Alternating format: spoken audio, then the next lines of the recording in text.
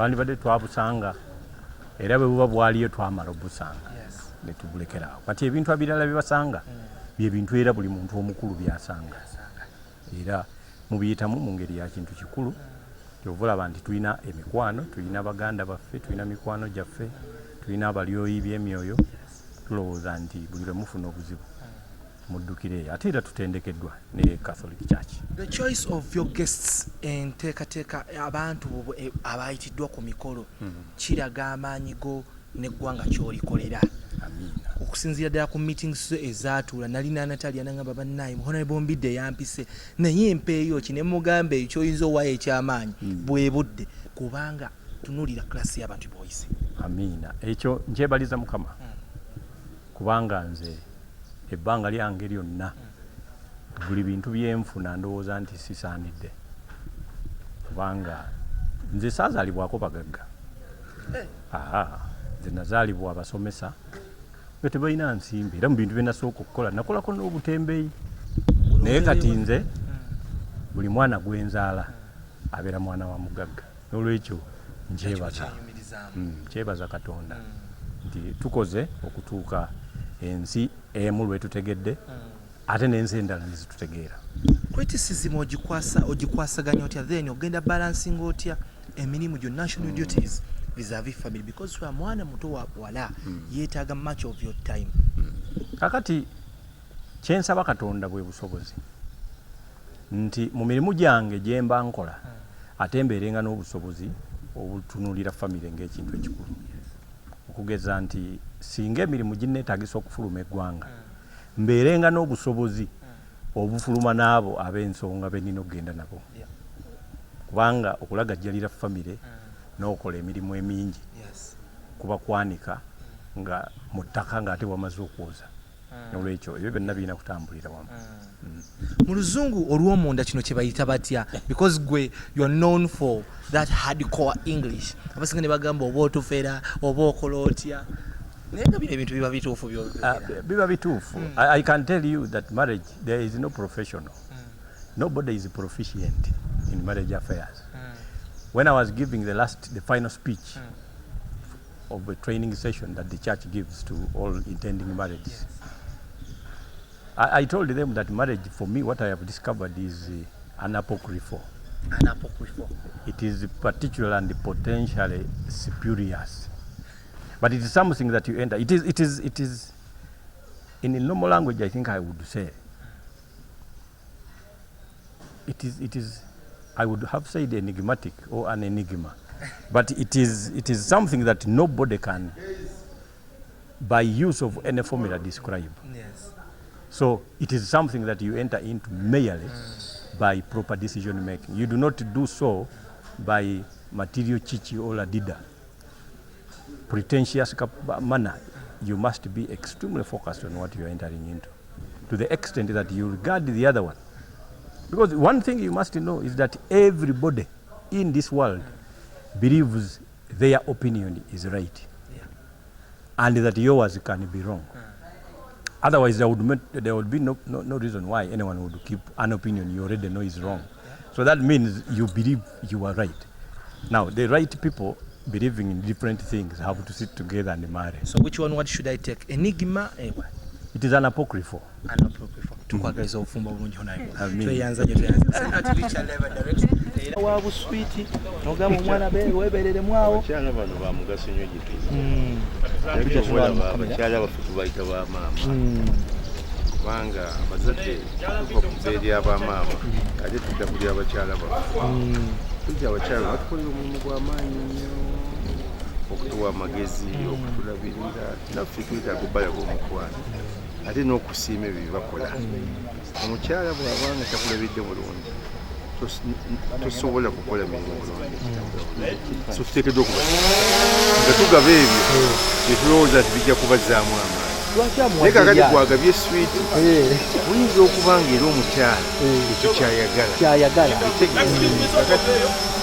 yo ne mmotoka agirina eryato lyabadde batali kakati ne bakyala omukyala omuwe ekyolaba abadde takirina ate ng'akyagala ekamuwulira n'ebirala bijja tulinze kwogerako n'abagole naye nga wenda bagambye tuli ku Serena Hotel ekigo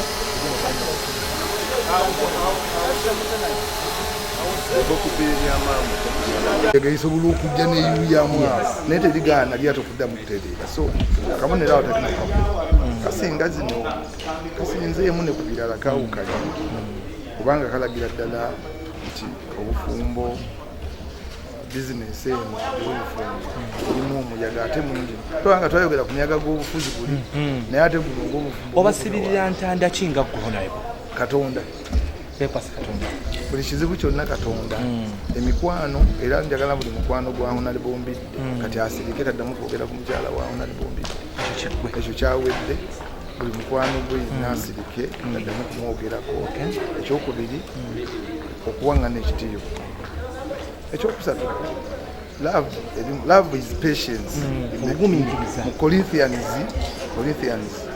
kitabo ekya Bayibuli kya Corinthians kigamba love gumiikiriza love kwesigaŋŋana love kwagalana love tetereka binyiizo love does not keep wrong love terimba love does not lie that is in the book of Corinthians love does not lie love does not keep wrong love does not keep wrong and that's the protocol of this function ndi mu kwetegereza okulaba nti ebintu bitambula bulungi abantu batuwadde batuyambye aye tukimanyi nti pulezidenti alina okweza meseji omukolo guno obubaka bwe ate omukolo guno okutugiddwa abaana abo olaba bano bolaba kati ngoyo semaani eko bakomishona obalaba kubirako abalimbayinza bujja okukuberera mumusaawa kale Honareble Sawaba tweyanze tugenda batukwetaaga buli bulungi nnyo ate ulabe kusanyuka TV abantu bonna basanyufu okwatira Honareble. All right, I would love to have only two people.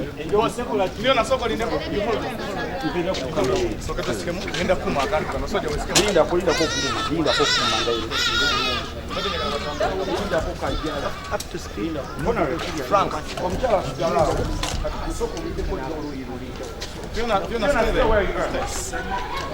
batukole ku by'abazungu mbe bagumiikiriza janguwa Frank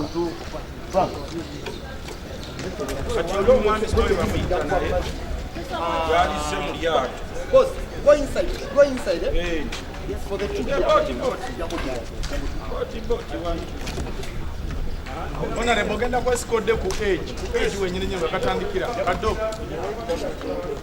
sembera kema bega onabo fete Honareble wesike odde ku age sembera mwe mabe no sembera dali mabe ogenda kumutunulamu mu receiving ngene nyo ya boss ya but you hold on so ja kugenda kola linda poplar So basically what to be nga boni kuna babu kola mukolo kulunga baba mukolo gwangu Kasolo nalaba ko wagaba Range Rover Olympia nina ba plate next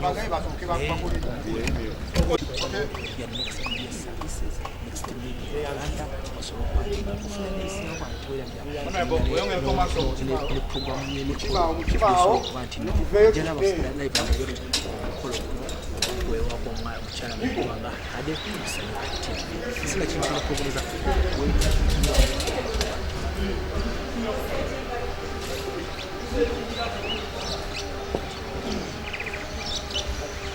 Honareble tweyansiza ebitagambika mwe bali kuba flexible basuubiza tulina embaga ey'amaanyi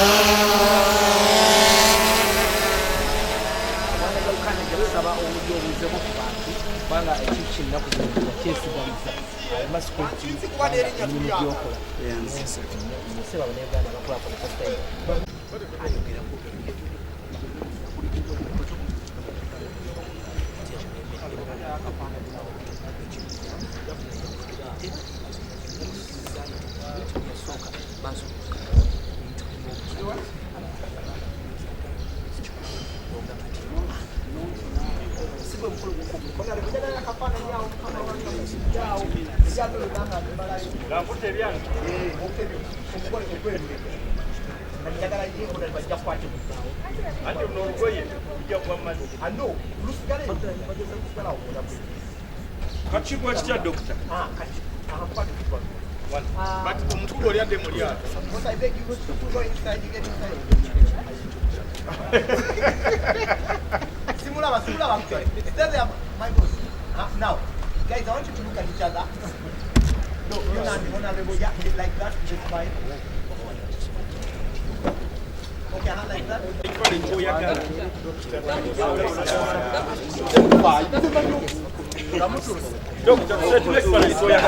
Doctor, listen. Fiona, what you said, I want to stay there. My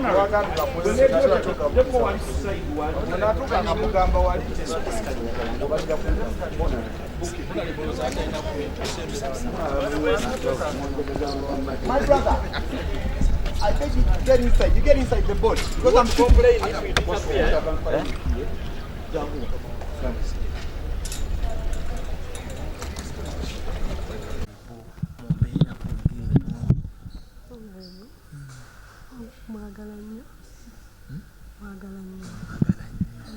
Ogenda Mukasa tekuba musajja w'amaanyi, musajja wa bya bukulembeze ate ebyawula abantu.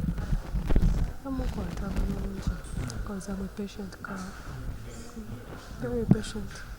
Agambye tewali mwangu amala emyaka nga toddamu message ze ng'omulumye muto mwasingana 2017. Kukyokukiriza. Banamala mutegeera. Nzikiriza. Kati toyanze.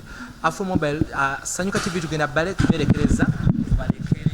I'm feeling very, very fine. Oh, Nora Sekandi. I'm a Rotarian in the Rotary Club of Bwebaja. That's where Mbidde comes from, and that's I brought him into Bwebaja. I met him in Arusha. We are going for a district conference. Yeah, so he loved what Rotarians do.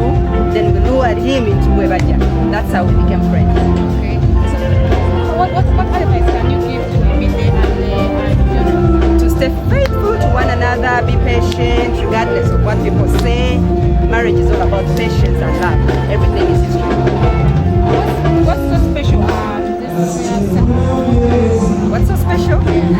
The koto wig. Anyway, what is special this ceremony for me is Mbidde, because it's my friend. We're here to support him. Who had the injury yesterday, no, on Wednesday. So now we are here to finalize everything. Take care of Fiona. Most politician media are saying that the girl is so young to Mbidde. What can you say Who about cares? The girl is young, but she chose to go with our Mbidde. Okay? That's so funny. I don't think she's young. So she's even a mother. You know? They have a child, yes. Together. They do. So I don't think she's young. If she were young, then her mother would have let her. the advice to Fiona? An advice to Fiona. Oh, Fiona, your man is a celebrity.